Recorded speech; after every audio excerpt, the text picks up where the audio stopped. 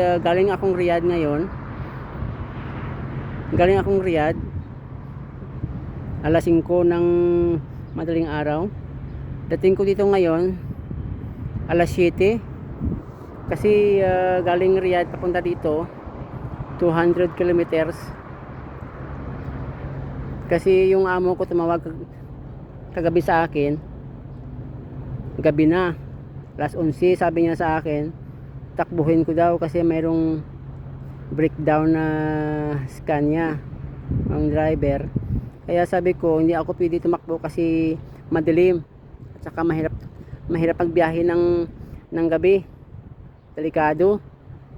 Sabi ko bukas na lang. Kaya ngayon nandito ako ngayon. Ito siya guys, oh, nasiraan sa daan. Ito ngayon yung service ko, pangharabas na service ito.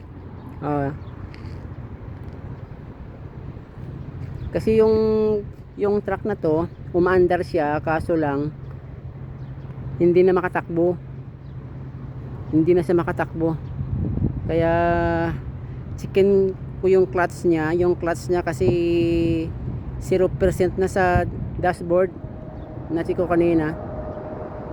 Kaya sa mga lahat pala ng mga subscriber ko, maraming salamat sa pag-subscribe at pag-like sa mga video ko at saka pag-share. At sa lahat na hindi pa nakapag-subscribe, paki-subscribe na lang po. At malaking tulong po sa akin yan. Salamat. Maraming salamat guys. Ito siya ngayon, oh.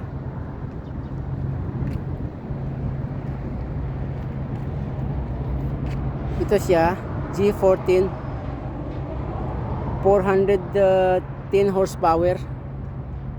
Malakas to eh. Ito yung makina niya.